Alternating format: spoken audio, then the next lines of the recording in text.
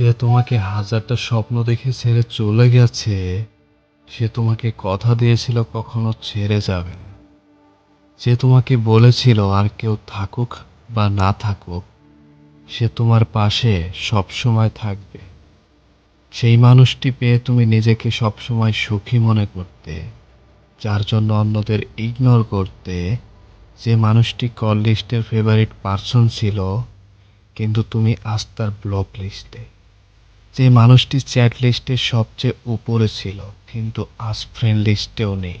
সেই মানুষটি যে তোমার সাথে কথা না বলে একটা মুহূর্ত থাকতে পারতো না, কিন্তু আজ তোমাকে একটি বারের জন্য সে মনেও করে না।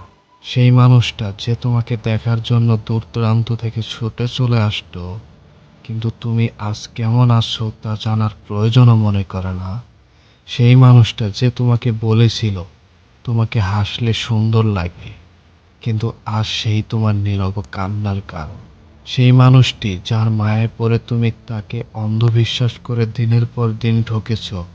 যে তোমাকে ভালোবাসার নামে শিখিয়েছে বাস্তবতা, যে তোমাকে শিখিয়েছে প্রিয়জন বলতে কিছুই নেই, আসলে সবই প্রয়োজন। চাইলেই হয়তো সেই মানুষটাকে ভুলতে পারবে না, ভুলতে পারবে না তার সাথে কাটানো স্মৃতিগুলো।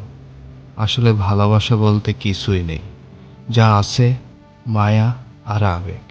আর যখনই তুমি কারো প্রতি বেশি মায়া বাড়াবে, তখনই তুমি তার অবহেলার পাত্র হয়ে যাবে।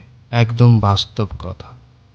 আর এই অবহেলা তোমাকে তিলে তিলে শেষ করে দেবে, কারণ অবহেলা জিনিসটা বিষের চাইতেও বেশি তিতা।